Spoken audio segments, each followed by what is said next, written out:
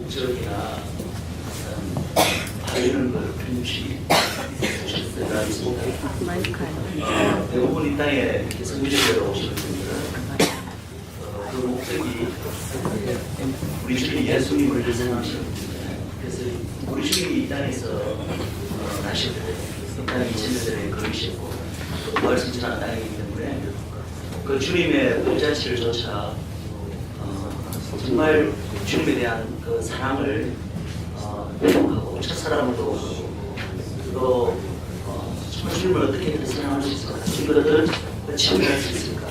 어떤 이런 쪽으로 오시는 분들이 아마 1%로 생각합니다. 저희도 마찬가지로 그런 분들이 있습니다. 또 어떤 분들은 아마 이 땅이 뭔가 좀 신령한 땅이고 기질의 땅이야. 그래서 우리 삶 가운데 정말 내가 기도 제목이 있고 해결받고 싶은 어떤 문제가 있다. 그래서 정말 치유와 회복을 구하고 이 어떤 이 문제에 정말 돌파구 해결을 위해서 이 땅으로 오면은 기도가 됩니다. 아마 또 그런 목적으로 오신 분들도 계시리라고 있습니다. 제가 금방 말씀하신 이러한 목적들은 너무나 당연한 것이고 그 하나하나가 고귀한 목적입니다. 그러나 그럼에도 불구하고 단지 그 목적만을 가지고 이 땅에 오셨습니까? 사실은 많은 분들이 그 정도만 생각하고 있다는 겁니다. 그러나 제가 이제 감히 오늘 여러분들과 나누고 싶은 말씀은 그것 외에도 그것은 기본이 돼야 되겠지만 그런 목적들은 이 땅 이스라엘 그리고 이 민족 이스라엘을 향한 하나님의 어떤 아직까지도 남아있는 뜻과 목적과 계획이 있다면 그것이 무엇일까? 그것을 한번 알고 또 그런 하나님의 어떤 마음을 좀 내가 받아보겠다. 혹시 이런 목적으로도 이 땅에 오지 않으셨는지요?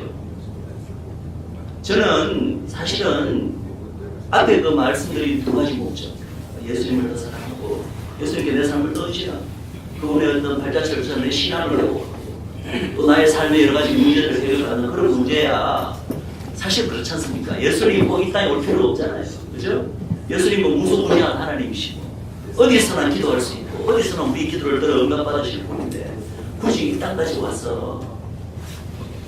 그러나 저는 감히 말할 수 있는 것은 이 땅과 이 민족 이스라엘은 이 하나님의 구속사에서 아주 특별한 위치를 차지하고 있고, 그것은 구약시대와 예수님의 조림으로 2000년 전에 오셨을 때 그걸로 끝나버린 민족이 아니라 너무나 이 민족은 중요한 어떤 하나님의 구속사 안에서 역할과 위치가 있다는 것입니다. 사실은 성경이 그것에 대해서 분명하게 이야기하고 있습니다. 이스라엘은 끝난 민족이 아니고 하나님의 구속사에서 너무나 중요한 역할이 남아있다는 것입니다. 그래서 그 부분을 오늘 한번 나누기를 원합니다. 여러분들은 이스라엘 이 민족에 대해서 혹은 이 국가에 대해서 어떠한 생각을 가지고 계십니까? 아마 기존적으로 누구나 다 우리 성경을 읽으니까 이스라엘에 대한 그 전체 역사가 구약이 이스라엘 역사고 신약에도 또 이스라엘이 좀 더 등장하는데 나름대로의 생각이 있으리라고 믿습니다. 제가 보는 데는 크게 세 가지 부류의 사람이 있는 것 같습니다. 크게 나눈다. 이스라엘에 대해서 좀 이렇게 부정적이고 좀 심하게 말하면 좀 적대감을 느끼는 크리스천들도 제가 만난 적이 있는 것 같습니다. 그런 분들이 이스라엘에 대해서 그러한 인식을 가지게 된 것은 일단은 이 민족이 우리가 사랑하는 예수님을 주님 민족이다. 2000년간 교회가 이렇게 끊임없이 정복시켜왔던 이 프로파간다를 그대로 받아들여서 예수님을 거부하고 심지어는 십자가에서 죽이는 민족 이렇게 여기거나, 혹은 지금 이제 신문지상에서 연일 미디어에서 보도되는 이스라엘과 팔레스타인의 이 역사적인 그리고 지금의 분쟁 사태에서 이 팔레스타인은 늘 억압받고 핍박받고 약자의 위치고 이스라엘은 그들을 착취하고 그들을 억압하는 그런 어떤 폭군의 그것을 또 그냥 받아들임으로써 자기도 모르게 이스라엘에 대해서 이런 부정적인 인식을 가지고 있는 분이 있을 것이고, 제가 이러한 부정적인 이스라엘에 대해서 인식들이 다 잘못된다고 말하는 것은 아닙니다. 저 역시 이스라엘을 참 사랑하고 좋아하는 사람이지만 그들이 국제 무대에서 정치 경제적으로 여러 가지 행하는 모든 일들을 제가 다 옳다고 이야기하는 것은 아닙니다. 그러나 분명한 것은 우리는 하나님의 백성으로서 특히 성경을 믿는 자들로서 성경이 이스라엘에 대해서 어떻게 이야기하고 있나? 성경은 이스라엘에 대해서 과거의 구약시대에만 대해서 이야기하고 있는 것이 아니라 예수님 이후에 이스라엘은 도대체 어떠한 민족이고 하나님 앞에 어떠한 나라인가에 대해서 성경은 분명히 이야기하고 있습니다. 그럼 그것이 우리가 느끼는 감정이나 생각과 달라도 우리는 성경이 말하고 있는 것을 그대로 따라야 되지 않겠습니까? 그러한 성경적 시각으로 이스라엘을 봐야 되지 않겠습니까?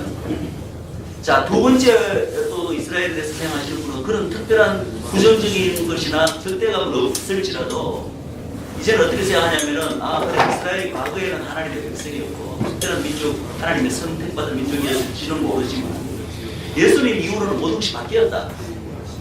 그래서 이스라엘도 그냥 특별한 이제 열방과 구분 없는 그냥 열방 중에 이 땅에 있는 수많은 나라, 수많은 민족 중에 그냥 한 나라로 바뀌어버렸다. 그래서 이스라엘 사람들, 유대인들도 누구든지 예수님을 믿고 영접하기만 하면 그냥 구원받는, 마치 우리 한국 사람이나 미국 사람이나 열방의 어떤 나라, 민족 다 그렇잖아요. 그죠? 이제는 복음이 전 세계로 열방으로 나와서 그래서 그거와 아무 차이가 없는 그런 열방 가운데 한 나라로 되어버렸다. 특별히 이스라엘에 대해서 내가 부정적이지는 않지만 그들도 복음을 받아야 되고 그들도 예수님을 전해서 믿게 만들어야 된다. 예수님도 여전히 유대인들을 사랑하실 거 아닌가. 이 정도 생각으로 이스라엘의 구원과 회복을 바라는 사람이 있을 것입니다. 그것 역시 너무나 옳은 말이고 참 고귀한 마음이라고 생각합니다. 그러나 여기서 한 발짝 더 나가서 오늘 제가 나누고자 하는 것은 물론 이스라엘이 누구나 이제 예수님을 믿고 구원받는 그 진리가 유대인들이나 이방인이나 똑같습니다. 그러나 그럼에도 불구하고 이 이스라엘 나라는 한 민족 전체가, 한 국가 전체가 또 열방과는 뭔가 구분되는 과거 구약시대뿐만 아니라 지금 이 시대도 뭔가 구분되는 어떠한 위치를 차지하고 있다는 것이죠. 그게 어디 나오냐고요? 성경에 나오고 있습니다. 그런 부분을 한번 오늘 나눠보자 합니다. 오늘 그래서 특별히 제가 나누고자 하는 것은 로마서 11장입니다. 우리가 이스라엘을 성경적으로 올바로 이해할 필요가 있습니다. 여러분도 그러기를 원하십니까? 네. 이스라엘을 우리가 올바로 성경적으로 이해할 때 바로 이스라엘과 하나님의 어떤 관계에 대해서 올바로 이해할 뿐만 우리가 알 수 있을 뿐만 아니라 우리 열방과 이 이스라엘 민족과의 올바른 관계에 대해서도 우리가 이해하고 눈을 뜰 수 있게 됩니다. 그렇게 될 때 저는 제가 믿기로는 지금 우리가 다 이제 마지막 시대에 살고 있다고 뭐 하는 사람들이 다 인정하잖아요. 그죠? 그 마지막 시대에 특별히 이 열방 교회를 향하신 하나님의 부르심이 있습니다. 그 부르심을 정말 우리가 이루어 드릴 수 있다고 믿습니다.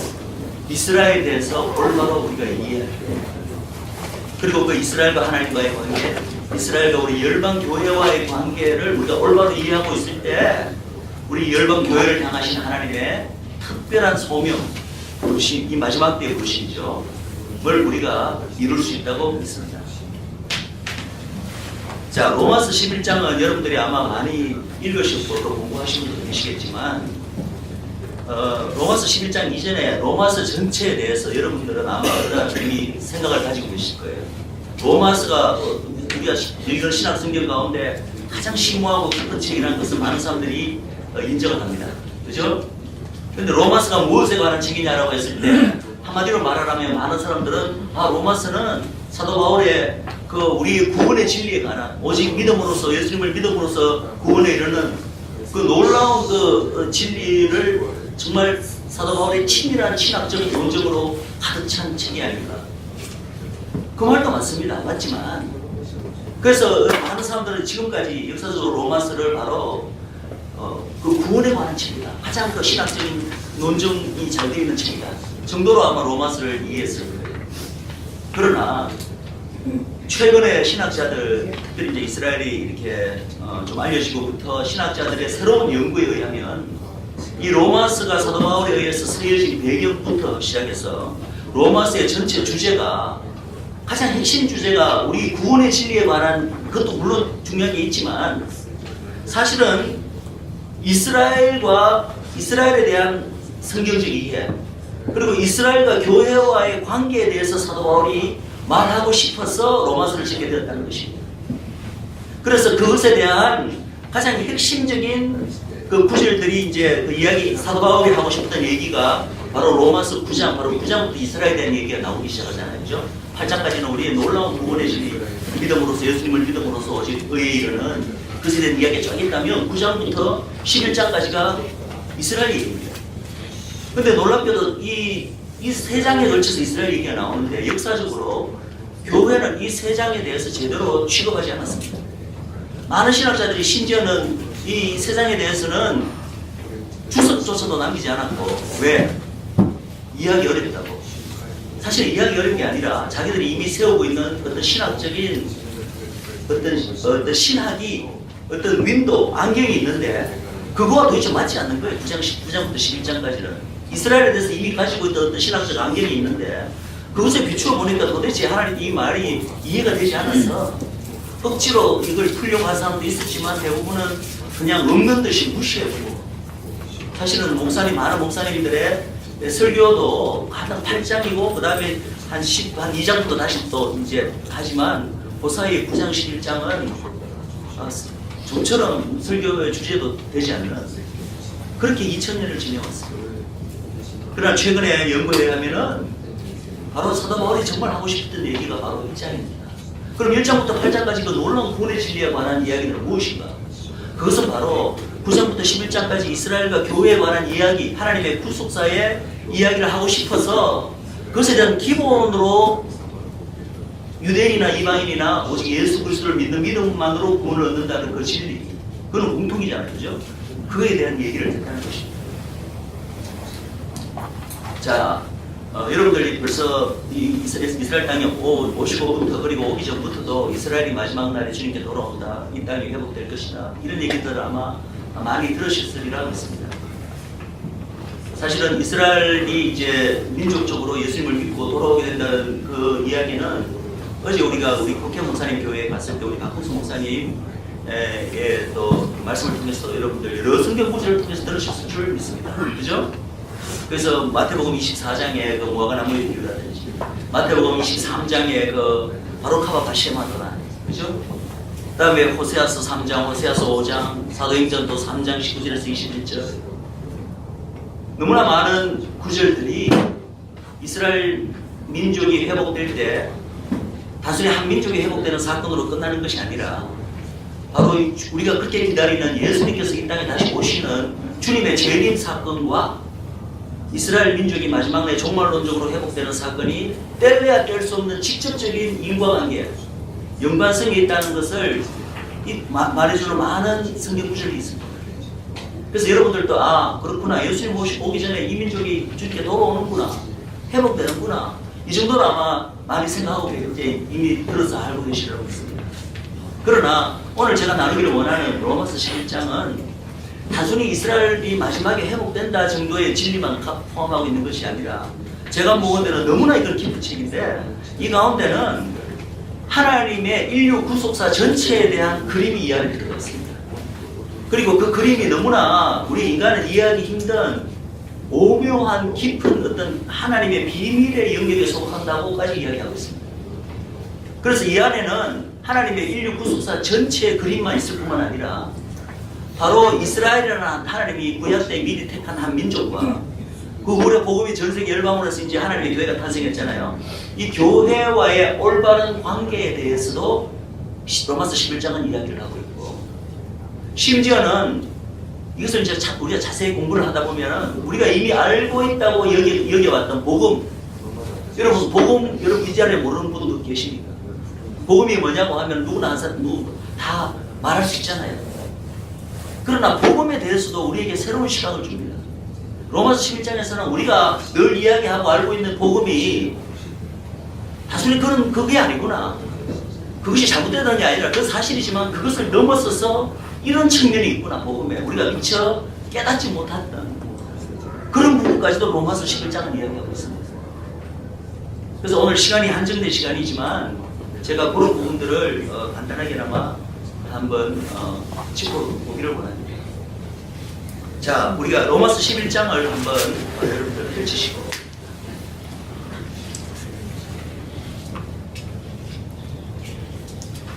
먼저 25절부터 25절 한 구절을 읽겠습니다. 25절 한 구절. 자, 한 목소리로 읽을까요? 시작.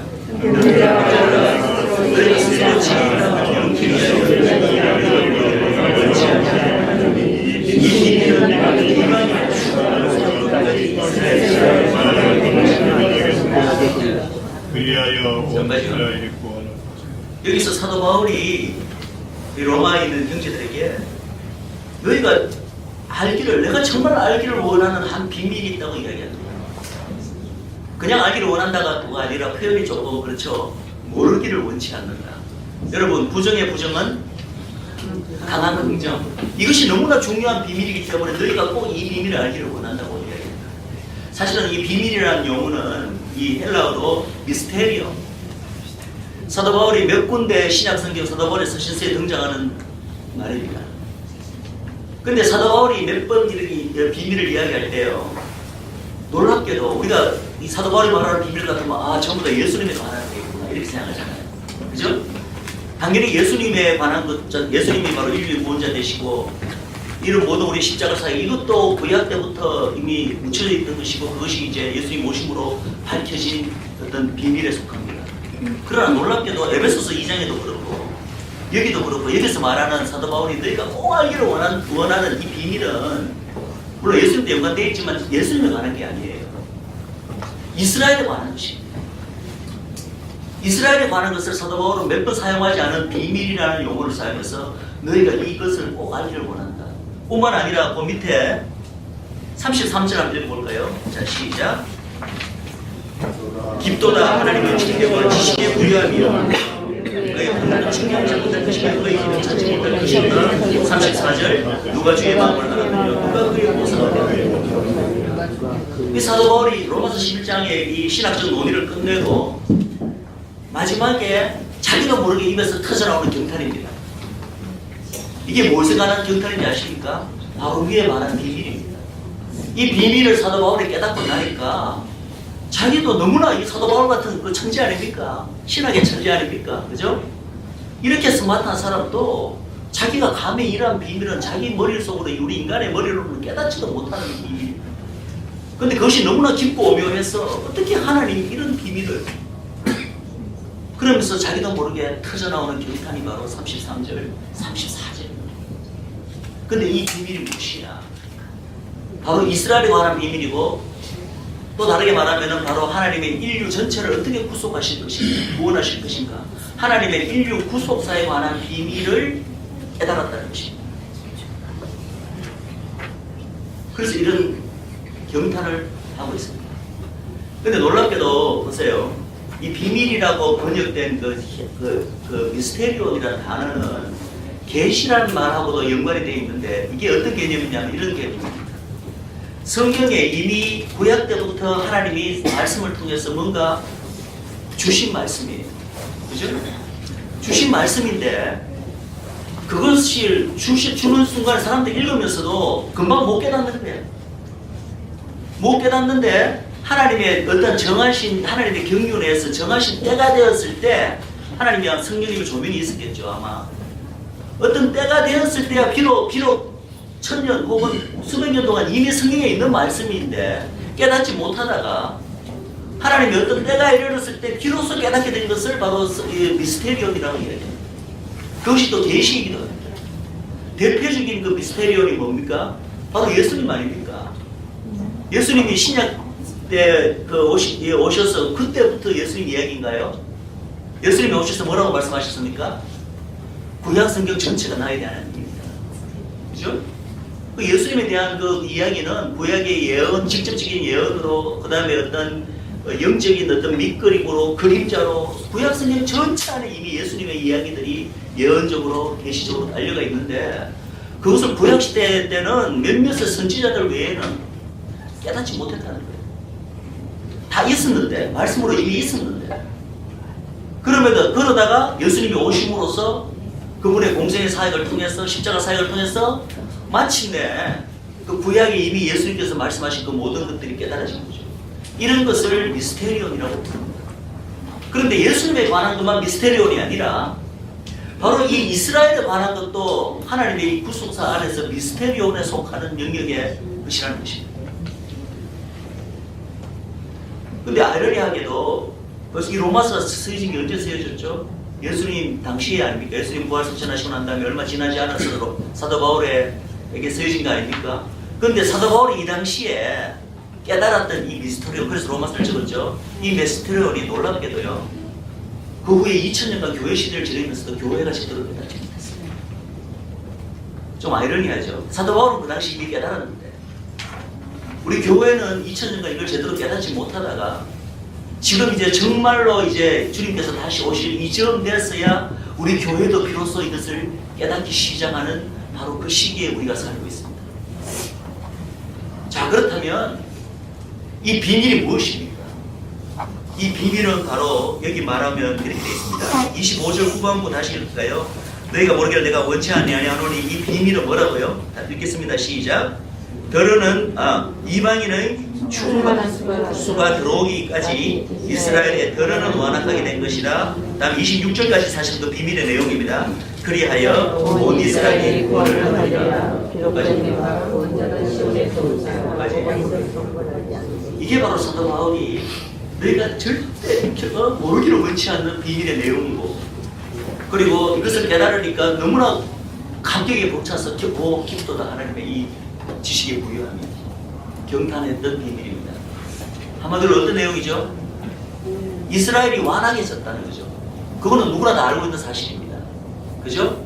이스라엘이 완악해졌다는 말은 무엇입니까? 구약 때 이스라엘이 하나님을 배역하고 하나님께 불순종했던 그 사건을 말하는 게 아닙니다. 지금 여기서 이스라엘이 완악해졌다는 것은 첫 번째는 그들의 메시아였던 예수님 2000년에 오셨는데 그분이 메시아임을 깨닫지 못하고 그분을 거부한 사건 뿐만 아니라, 그때만 그랬나요? 지금 이제 예수 믿는 유대인들이 좀 나오고 있지만 2000년간 유대인들은 계속해서 예수님을 믿지 않았습니다. 지금도 유대인 한 명 전도하기 얼마나 힘들고 여러분들 다 아시잖아요. 그죠? 지금도 대다수의 유대인들이 예수님을 믿고 있지 않습니다. 아마 전도하기 제일 힘든 일입니다. 이것을 가리켜 사도 바울은 완악하다고 이야기합니다. 왜냐하면 지금 시대만 그런 게 아니라 벌써 예수님 당시에 유대인들이 그랬습니다. 그런데 이렇게 완악해진 것은 다 우리가 다 알고 있는 사실인데, 여기서 말하는 비밀은 뭐냐면 이 완악해진 것이 영원히 계속되는 것이 아니라 정해진 때가 있다는 겁니다. 언제까지요? 이방인의 충만한 수가 찰 때까지만 이렇게 되어 있다. 이게 하나님의 어떤 신비에 속한 어떠한 하나님의 경륜에 의해서, 섭리에 의해서 이런 일이 발생했다는 겁니다. 이스라엘이 유대인들이 예수님을 거부하고 있는 이 사실이 하나님이 원래 창세전부터 정하신 하나님의 인류 구속사 안에서 이미 어떻게 보면 예정된 일인데, 그것은 이 이방인이 충만한 수가 차기까지만 이렇게 된 것이고, 그렇기 때문에 이스라엘 민족, 우리는 전체가 완악했다고 혹시 생각할지 몰라도 그게 아니라 여기서 이 비밀의 내용을 보면은 이방인의 충만한 수가 짜기까지, 우리나라 말로 더러는 말이 무슨 뜻인지 아십니까? 더러는 그 영어로는 그냥 팔실 이게 무슨 뜻이죠? 부분적으로만 완악하게 됐다는 것입니다. 그리고 이 비밀의 가장 클라이막스는 바로 26절 첫 부분에 그리하여 온 이스라엘이 구원을 얻으리라. 예수님을 믿는 유대인들 누구나 개인적으로 구원을 얻으리라 이렇게 하지 않고 어떻게 되어 있죠? 온 이스라엘이 구원을 얻으리라. 온 이스라엘은 말 그대로 온 이스라엘입니다. 물론 뭐 이것이 100%냐 90% 이런 데 논쟁이 있지만 그걸 하지 않고 그걸 따지지 않겠습니다. 중요한 것은 이스라엘 민족 전체가 구원받는 날이 있다는 것입니다. 사실은 엄밀하게 따지면 이스라엘 남은 자들이지만 어떻게나 이것은 한 민족적 스케일입니다.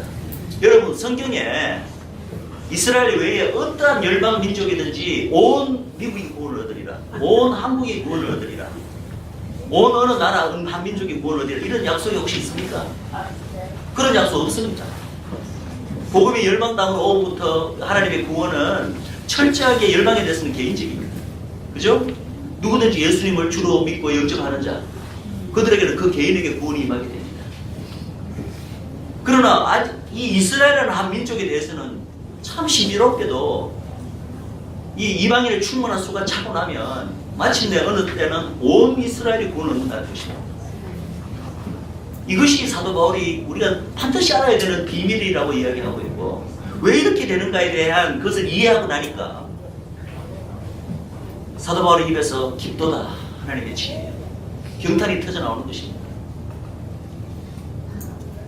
그냥 경탄이 아니라 이것을 이해를 했기 때문에 그렇습니다. 우리도 이해를 하지 않고 그냥 이 사실을 받아들일 수는 있습니다. 물론 많은 사람들은 이 사실조차도 받아들이지 않습니다.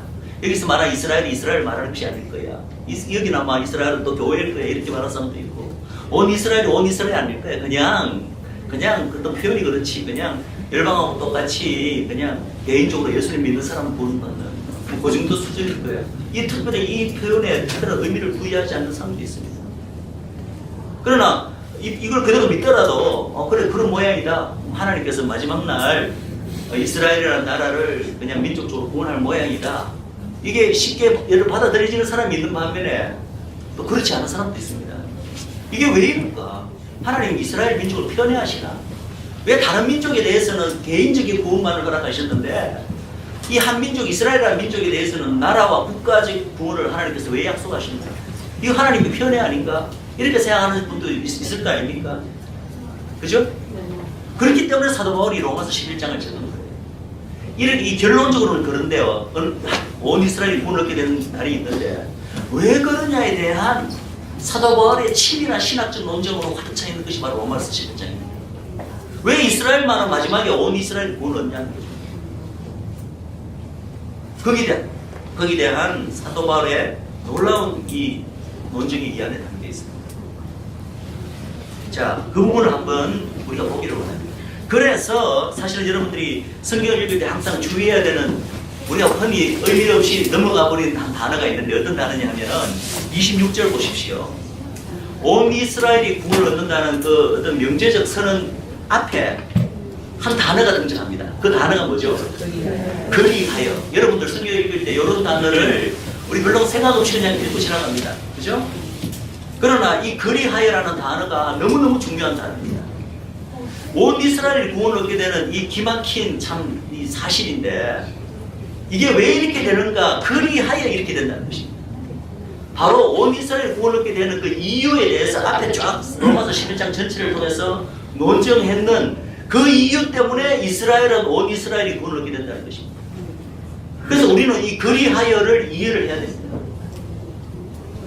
최대한 이해하려고 노력을 해야 됩니다. 사도 바울의 이 펼치고 있는 이 신학적 논리를 따라서 왜 온 이스라엘이 구원을 얻게 된다.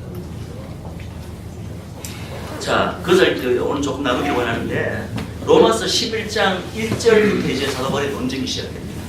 근데 로마서 11장 1절을 같이 읽을까요? 자, 시작. 그러므로 내가 말하노니 하나님이 자기 백성을 버리셨느냐? 그럴 수 없느니라. 여기까지 읽겠습니다. 이스라엘에 대해서 우리가 만약에 한마디로 이스라엘에 대한 어떤 그 성경적이고 신학적인 가장 중요한 질문을 한마디로 가장 짧게 물으라면 바로 이 질문입니다. 하나님이 자기 백성을 버리셨느냐? 이것이 바로 우리가 오늘날 이스라엘을 옳게 성경적으로 이해해야 된다고 제가 처음에 말씀을 드렸는데 그 올바른 이스라엘을 이해하기 위해서 가장 핵심적으로 던져야 될 질문이 바로 이 질문입니다. 하나님이 자기 백성을 버리셨느냐? 근데 여러분들 조금만 생각해 보시면 이 질문 자체가 굉장히 이상한 질문입니다. 왜 그런지 아십니까? 생각해 보십시오. 여기서 말하는 자기 백성, 자, 이 자기 백성이 교회를 의미합니까? 우리가 하나님의 백성, 우리 교회 하나님의 백성이 이야기하잖아요. 그럼 여기서 말하는 자기 백성이 교회입니까? 교회일 수가 없죠. 왜? 교회는 지금 방금 예수님이 십자가 사역 끝내고 이제 오순절 성령 강림으로 교회가 탄생했잖아요. 각 탄생한 교회에 대해서 하나님께서 교회를 버리셨느냐 이런 질문을 할 이유가 전혀 없습니다. 그죠? 예수님을 믿고 따르던 12사도 포함해서 그 유대인 제자들을 의미합니까? 그것도 맞습니까? 그것도 말이 안 되는 거 그분 아시겠죠? 예수님을 따랐던 12사도고 제자들인데 하나님 이런 질문을 할 리가 있습니까? 그죠? 여기서 말하는 자기 백성은 교회도 아니요, 열방교회도 아니요, 예수님을 따랐던 12사도 포함해서 제자들도 아니요, 구약의 자기 백성이라 불렀던 이스라엘 백성인데 그 중에서도 좀 더 구체적으로 이야기한다면은 예수님을 이 순간까지도 믿고 있지 않는, 예수님을 거부하고 있는 유대인들을 가리켜 하나님이 자기 백성을 버리신다 이렇게 보고 있는 거예요. 그죠? 그건 논리적으로 너무나 당연한 거잖아요. 여기서 말하는 자기 백성은 예수님을 믿고 있지 않거나 그때까지도 거부하고 있는 유대인들, 그 이스라엘을 가리켜 말하는 것입니다. 그런데 이런 질문을 묻는 것 자체가 왜 이상하냐 하면은 우리가 알고 있는 구원의 진리는 뭡니까? 하나님의 백성이 어떻게 됩니까? 예수님을 믿어야 하나님의 백성이 되잖아요. 그러니까 근데 예수님을 믿고 있지 않는 자들을 유대인들 가리켜 자기 백성이라고 한다는 걸 우리가 금방 봤는데, 그럼 당연히 하나님의 백성이 아닌 거지. 이런 질문 자체를 묻는 것 자체가 희한하잖아요. 그죠? 그러니까 질문 자체를 묻는 것도 희한하고 더더구나 그 결론은 더 희한합니다. 결론은 어떻게 되고 있습니까? 자기가 물어놓고 사도벌에 어떻게 대답합니까? 그럴 수 없느니라. 그럴 수 없느니라. 이것은 우리가 알고 있는 하나님의 백성이 되는 일반적인 구원의 진리하고 도대체 맞지 않는 소식입니다. 우리가 알고 있는 구원은 어떻습니까? 예수님을 누구나 개인적으로 그분을 구세주로, 그분을 나의 주님으로 믿고 영접해야지만 하나님의 백성이 됩니다. 물론 우리 열방은 백성의 개념은 아닙니다. 열방교회는 전통적으로 구약시대 때 나라와 국가를, 그러면 그 당시에 그 유대인들 이스라엘이 하나님의, 그때 그 당시 하나님의 백성이었다면 2000년 지난 지금 어떻습니까? 여전히 대다수 믿고 있지 않잖아요. 그 사이에 뭐 바뀐 게 있습니까? 이때 이미 예수님의 십자가 사역이 끝나고 그때까지 예수를 믿고 있지 않던 유대인들을 가리켜 지금 이렇게 결론을 내렸는데, 이 결론이 그 당시만 유효한 건가요? 아니면 지금도 유효한 건가요?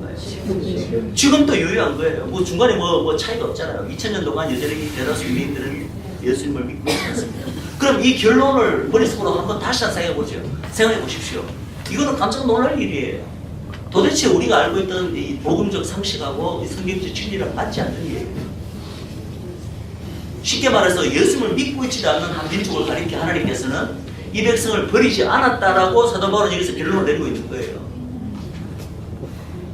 이 말은 무슨 말이냐면 구약시대 때 이스라엘은 열방과 구별되는 독특한 위치를 누렸습니다. 그 위치가 뭐죠?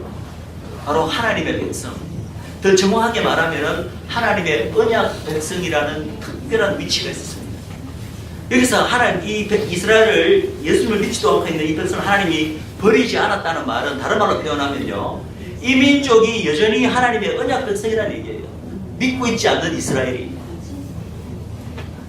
그걸 또 다시 말하면은 이스라엘이 하나님의 언약 백성이 되는 것은 바로 여러분 다 잘 알다시피 언약을 통해서 하나님과 이 한 백성 사이에 맺어졌기 때문에 언약 백성이 되는 것입니다. 이때 말하는 언약은 뭘 말하는지 아십니까? 다 알고 계시는 거죠. 모세를 통해서 시내산에서 이스라엘 백성과 하나님이 언약식을 맺었잖아요. 그죠? 모세의 율법을 통해서. 그죠? 그 언약 관계를 말하는 거예요. 물론 모세의 언약 자체, 시내산 언약 자체는 이스라엘이 깼다고 이야기를 합니다. 그 언약은 분명히 파해졌다고 성경이 선포합니다. 에레미야서나 여러 군데서 그렇게 이야기를 합니다. 그럼에도 불구하고 시내산 언약 자체는 깨어졌는데 하나님과 26절부터 27절까지 읽겠습니다. 마지막 날 온 이스라엘이 구원을 얻게 되는 이야기인데 다시 한번 읽겠습니다. 시작. 그리하여 온 이스라엘이 구원을 얻기를 기록된 바 자가 시원하소서. 야곱에서 경륜치 아니한 것을 보시겠고 내가 저희 죄를 무시하시기에 저희에게 이루어질 내 언약이 일치하리라. 온 이스라엘이 마침내 구원을 얻는데 그 구원을 얻는 것의 의미가 뭐냐 하면은 그 의미를 바로 여기 이사야서 말씀을 인용해서 의미를 밝힌 것이 26절 후반부와 27절입니다. 온 이스라엘이 구원을 얻는다는 의미가 뭐냐 하면은 구원자가 장차 시온에서 오사. 이 구원자가 누구죠? 예수님이 장차 이스라엘 민족에게 돌아오는 거죠. 그죠? 지금 이거는 지금 초림을 말하는 게 아니라 재림을 말하는 거예요. 예수님의 재림을 말하는 것입니다. 와서 어떻게 한다고요? 야곱에게서 경건치 아니한 것을 돌이키고, 야곱은 누구를 말합니까? 온 이스라엘을 나타내는 말인 걸 아시겠죠, 그죠? 야곱에게서 우상 숭배, 온갖 그 죄악이 있는 것은 우리가 다 압니다. 더더구나 예수님을 믿지 않는 그 죄악 중에 제일 큰 죄악 아니겠어요, 그죠? 그 모든 그 죄악, 지금도 얼마나 이스라엘 우상 숭배 많이 되는 거 아시잖아요. 전 세계 동성애의 성지입니다, 테라비브. 전 세계 해마다 동성애의 가장 큰 그 축제가 테라비브에서 열리고 있어요. 이스라엘 정부에서 그것을 오히려 지원합니다.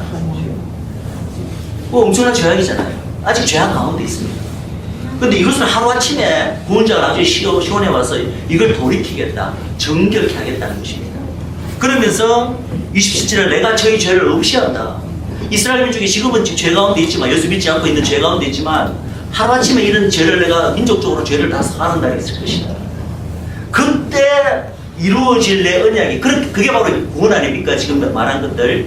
그때 이 구원, 온 이스라엘이 구원을 얻게 되는 일이 바로 약속된 어떤 언약의 성취라는 것입니다. 지금은 아직 이루어지지 않고 있습니다. 지금은 이루어지지 않고 있지만, 장차 온 이스라엘이 구원을 얻을 때는 그 민족에게 뭔가 약속된 언약이 있었는데, 그 언약이 성취되면서 이런 일들이 일어나고 온 이스라엘이 구원을 받게 된다는 것입니다. 자, 여기서 우리가 이제 한 가지, 아까 제가 말한 왜 예수님을 믿고 있지도 않는데 지금 아직 여전히 하나님께서 이 백성을 가르쳐, 이스라엘 가르쳐, 가리켜 내 언약 백성이라고 부르는지 클루가 이게 주어집니다. 지금은 이 언약이 이루어지지 않았습니다. 그러나 장차 온 민족 앞에 그들이 모든 죄가 하나님 앞에 사함을 받고 그들이 정결케 되고, 그죠? 구원받는 사건이 예비된 언약이 남아있기 때문에, 그래서 이 민족이 현재는 믿고 있지 않지만 그럼에도 불구하고 언약 백성이라는 것입니다. 하나님의 백성이라는 것입니다. 이것은 조금 우리가 갖고 있던 개념하고는 조금 다릅니다. 왜냐하면 우리는 이렇게 생각하잖아요. 내가 예수님을 믿었어요. 믿고 영접했습니다. 복음을 받아들인 거죠. 우리가 이 복음의 구약적 명칭이 뭔지 아십니까? 복음이 갑자기 신약에 하늘에서 뚝 떨어졌나요? 예수님도 구약 때부터 이미 예언되신 분인데, 그죠? 복음 역시도 마찬가지입니다. 복음도 장차 이스라엘의 구원자이신 그분이 이 땅에 오실 때 그분이 가지고 올 어떠한 것이라고 이미 구약 전체에 그것이 예언되어 있습니다. 근데 명칭이 다릅니다. 구약에서는 복음을 뭐라고 부르죠? 아시는 분 계실 텐데, 구약에서는 복음을 새 언약이라고 부릅니다. 특별히 후기 선지자들에 의해서 이스라엘에게 장차 새 언약이 올 것이다. 새 언약이 올 것이다. 그 새 언약이라는 이름으로 이미 복음이 장차 올 것에 대해서 예고가 되었습니다. 그럼 우리는 어떻습니까? 이 복음을 받아들이는 우리 열방은, 그죠? 내가 그 복음을 믿고 영접하는 순간, 예수님을 믿고 영접하는 순간 나는 하나님의 자녀가 되고 구원받고 하나님의 그 언약 안으로 들어가는 거예요. 그때부터 내가 언약 백성이 되는 거예요. 그죠? 우리는 그렇게 생각하죠. 그죠? 근데 이것 자체가 사실은 정확한 개념은 아닙니다. 왜? 우리는 내가 예수님을 믿고 고백하고 영접하는 순간 내가 하나님의 백성 됐다고 생각하지만, 하나님은 나를 어떻게 보셨을까요? 내가 예수님을 믿고 세상에서 살 동안에 내가 저만 해도 30살 돼서 예수님을 알았습니다. 예수님을 믿고 영접했습니다. 그럼 저는 30살 이전까지는 하나님의 백성이 아니다가 30살 예수님을 딱 믿고 영접하는 순간 그때부터 짠 하나님의 백성 됐나요? 그때부터 딱 하나님의 언약 안으로 들어갔나요? 성경은 어떻게 이야기하고 있습니까? 모태에서부터 하나님께서 나를 아셨고, 모태에서부터 나의 구원이 이미 창세에서부터 결정되어 있다고 해요. 무슨 말인지 아시겠죠? 우리는 내가 예수 믿고 순간부터 내가 언약 백성이 된 거로 생각하지만, 성경적 진리는 하나님께서는 이미 내가 태어나기 전부터 혹은 태어날 때부터 이미 30살쯤 돼서 예수님을 믿고 하나님의 백성 된 걸 하나님은 아셨다는 거죠. 그럼 그 이전의 순간이라도 내가 세상에서 예수님도 모르고 방황하던 때라도 하나님은 나를 보실 때 어떻게 보셨을까요? 나의 백성이다 이렇게 보지 않으셨어요. 그죠? 이게 성경적 진리입니다. 저는 같은 맥락으로 이스라엘 민족에게 대해서 생각하면은 왜 예수를 믿고 있지도 않은 이 민족을 가리켜 하나님께서 사도 바울이 1장에 나 여전히 나의 백성이다. 나의 언약 백성이다 라고 말씀하시는지 조금 이해가 되리라고 생각합니다. 그래서 이스라엘은 장차 그들에게 성취될 언약, 여기 27절에 나오죠. 자, 이 언약이 무슨 언약인지 아십니까? 이게 바로 조금 전에 제가 말씀드린 새 언약입니다. 자, 이해를 돕기 위해서 우리 예레미야서 39절을 찾아보겠습니다. 조금 졸리시더라도 좀 집중해 주시기 바랍니다. 이것은 좀 딱딱한 걸 제가 인정합니다. 이게 신학적인 논의이기 때문에 좀 딱딱한데, 그러나 너무나 이스라엘을 올바로 이해하는 데 있어서 이건 너무나 중요합니다. 자, 예레미야서 31장을 한번 보시겠습니다. 예레미야서 31장 31절부터 33절까지 읽겠습니다. 34절까지 읽겠습니다. 31절부터 34절까지 우리 잠을 깨기 위해서 한 구절씩 좀 번갈아 읽을까요? 자, 제가 먼저 읽겠습니다. 31절부터 34절. 예레미야서 31장 31절부터 34절. 자, 한 구절씩 번갈아서 읽겠습니다. 제가 먼저 읽겠습니다. 나 여호와가 말하노라. 보라, 날이 이르리니 내가 이스라엘 집과 유다 집에 새 언약을 세우리라.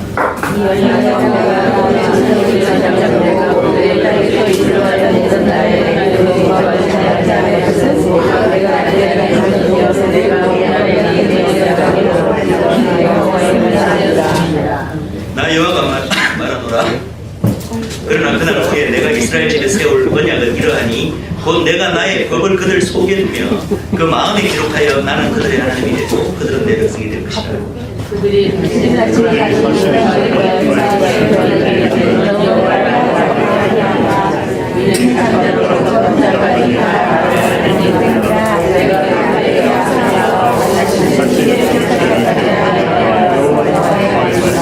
금방 읽은 이 예레미야서 31장 31절부터 34절이 금방 로마서에서 읽은 26장 27절을 확대해서 설명한 것입니다.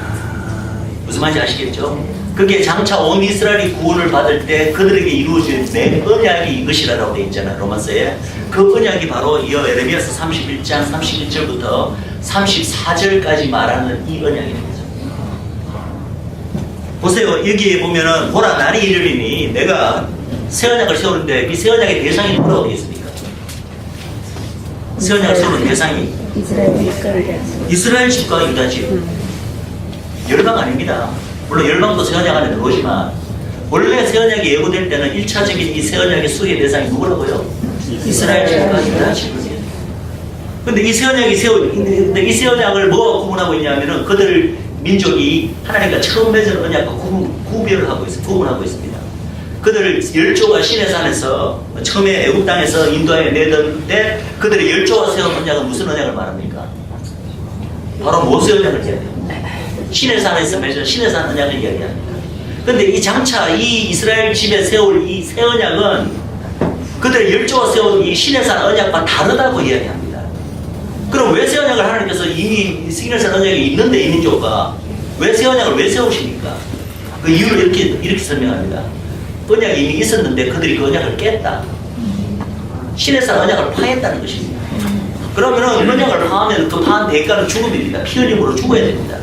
이 민족이 하나님 앞에 버려져야 되고 멸절을 당해야 됩니다. 근데 놀랍게도 하나님께서 언약 파기의 대가를 이스라엘에게 묻지 않으세요. 여러분들 이스라엘이 하나님께 징계받고 바빌론 쫓겨가고 로마에 의해서 전세계가 흩어지고 이거 언약 파기의 대가를 치르는 거 아닙니다. 이것은 하나님께 그냥 약속된 하나님의 법에 따라 징벌을 받는 거예요. 언약 관계가 완전히 끊어진 게 아니라고요. 언약 관계가 끊어지지 않고 하나님의 징계하에 있는 이스라엘 민족이라도 하나님과 이스라엘 민족 사이의 이 언약 관계는 한 번도 끊어지지 않고 면면히 존재하고 있었습니다. 시내산 언약은 끊어졌습니다. 시내산 언약은 이스라엘이 파했기 때문에 그 언약 관계는 끊어졌는데 그럼에도 불구하고 이스라엘 민족과 하나님 사이에 왜 언약 관계가 존재하느냐? 바로 이스라엘 민족에게 장차 성취되리라고 여기서 말씀하신 새 언약이 아직 성취될 게 남아있기 때문에. 무슨 말인지 아시겠죠? 그럼 왜 이스라엘은 왜 시내산 언약을 파했음에도 불구하고 언약 관계를 하나님께 왜 안 끊으시고 왜 새 언약을 주셨냐? 그것은 사실 좀 더 복잡한 얘기지만 그 위에 이미 이스라엘 백성에게 아브라함, 그들의 열조인 아브라함과 맺은 언약이라고 합니다. 아브라함과 맺은 언약은 일방적인 언약이고 영원한 언약이기 때문에 비록 그들이 모세를 통한 시내산 언약을 깼지만 하나님께서 이스라엘 민족을 멸하지 않으시고 아브라함의 언약을 결국은 지켜내기 위해서 새 언약을 주신 것입니다. 그걸 지금 제가 다 자세히 설명할 시간은 없지만 중요한 것은 이스라엘 민족이 시내산 언약은 비록 파했을지라도 그 민족에게 장차 성취될 이 새 언약이 여전히 남아있기 때문에 이 민족은 여전히 하나님의 언약 백성이라는 것입니다. 그런 결론을 로마서 11장에서 사도 바울이 내리고 있습니다. 그럼 이 이스라엘 민족이 이 새 언약이 성취될 때 일어나는 일이 어떤 일이냐? 우리가 조금 이제 일부분을 읽었는데 보니까 이 언약이 이스라엘 민족에게 성취되면 하나님의 법이 어디에 새겨진다고요? 그들 마음에 새겨진다. 그래서 그들은 진정한 하나님의 백성이 되고 하나님이 그들의 하나님이 될 것이고, 그리고 이 34절에 보니까 그들의 민족의 죄가 다 사해진다. 로마서 10장에서 하는 얘기잖아요. 민족적 죄사함. 그죠? 그리고 그때가 되면 굳이 하나님을 알라라고 할 필요가 없다. 왜? 하나님의 법이 이미 마음속에 마음판에 새겨졌으니까 큰 자부터 작은 자까지, 이것은 온 이스라엘 민족이라는 것을 나타내는 표현이죠. 그죠? 큰 자부터 작은 자까지 다 하나님을 알게 된다. 근데 이것이 보세요. 이런 그 새 언약의 내용을 보니까 이거 우리가 우리에게 일어난 일인데, 맞잖아. 예수님 믿는 순간 우리가 죄사함 받고 하나님의 법이 우리 마음판에 새겨지고, 이게 사실 복음 아닙니까, 이게? 그죠? 그래서 새 언약은 다름 아닌 복음입니다. 근데 차이는 뭐냐면은 우리가 알고 있는 이 복음은 우리 각각 개인에게 이미 임했습니다. 그렇죠? 예수님 초림 이후로 지난 2000년간 이 복음은 열방에 대해서는 개개인적으로 다 임했습니다. 그러나 이 새 언약은 원래 약속되기는 이스라엘 민족 전체에게 약속된 것이 새 언약입니다. 그리고 이 새 언약이 성취될 때는 이스라엘 민족 전체에게 이 새 언약이 성취됩니다. 이러한 일들이 이스라엘 민족에게 지금까지 일어났나요? 안 일어났나요? 안 일어났죠. 예수님 초림 때 믿었던 사도들과 제자들은요, 물론 그들에게는 성취가 됐죠. 그러나 그게 이스라엘 민족 전체입니까? 아니잖아요. 일부 소수잖아요. 그래서 새 언약은 원래 약속된 이 이스라엘 민족에게는 단지 부분적으로만 성취됐을 따름입니다. 그러나 그때 이후로 복음이 온 열방으로 펼치면서 예수님 이후로 열방에게 대해서는 어차피 구원이 철저하게 개인적이기 때문에 그때 그 순간부터 지금까지도 누구든지 예수님을 개인적으로 믿고 영접하는 자, 그 개인에게 있어서는 새 언약이 끊임없이 지금도 성취되고 있습니다. 열방에 대해서는.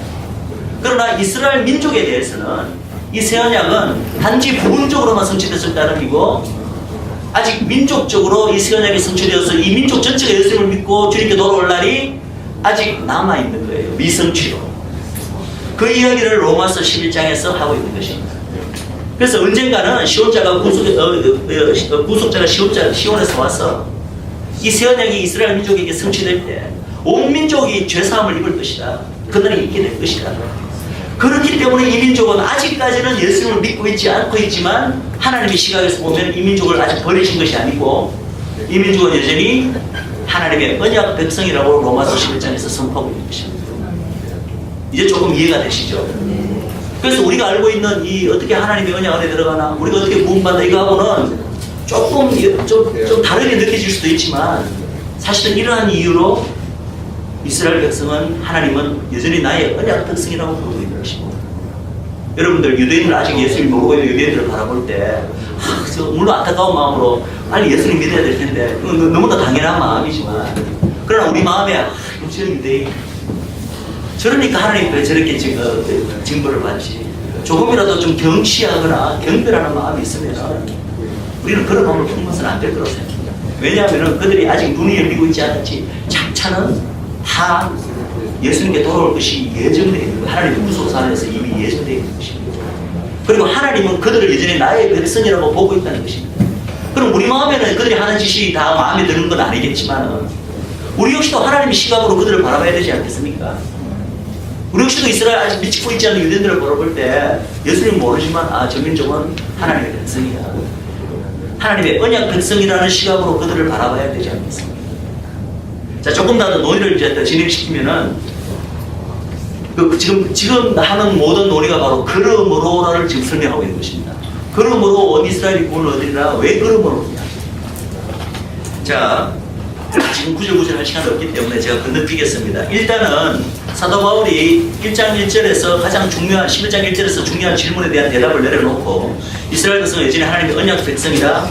하나님이 이 백성을 버리지 않았다는 결론을 내려놓고 그냥 결론만 내려서는 안 되잖아요. 그죠? 나름대로 하나님이 이 백성을 버리지 않은 증거를 지금 제시를 합니다. 그 증거를 제시하는 것이 바로 1절 후반부부터 7절까지 나오는 것입니다. 자, 그 이야기가 어떤 이야기냐면은 조금 우리 빠른 목소리 한번 읽어볼까요? 1절 후반부부터 7절까지. 자, 시작. 나도 이스라엘이여 아브라함의 씨에서 난 자여 베냐민 지파라. 하나님이 그 미리 하신 자기 백성을 버리지 아니하시다니 너희가 성경에 하나님께 말한 것을 알지 못하느냐. 저가 이스라엘을 하나님께서 말씀하기에 주여 저희가 주의 순전을 죽였으며 주의 제단을 걸어버리고 나만 남았는데 내 목숨도 찬다이라니 저희가 하신 대답이 무엇이뇨. 내가 나를 위하여 바알에게 무릎을 꿇지 아니한 사람 7천 넘게 누가 하셨으니 그런즉 이와 같이 이제도 언제로 택하심을 따라 남은 자가 있느니라. 만일 언제로 택하시면 이로 말미암지 않으니 그렇지 않으면 언제가 된 언제 되지 못하느니라. 그런즉 어떠하냐 이스라엘이 구하는 것을 얻지 못하고 택하심을 얻은 자가 얻었고